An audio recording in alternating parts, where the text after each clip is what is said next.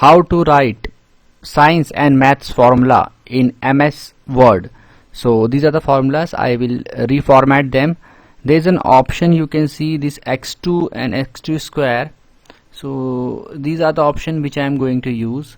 For example, I want this 2 to at the bottom, so I will click on this one. You can see it is now changed. I will just increase this size to show you better. Now this formula,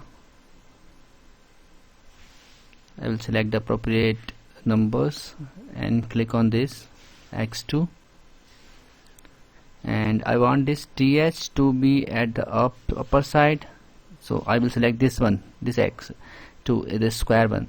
So I hope friends now you will be able to write formulas properly in MS Word.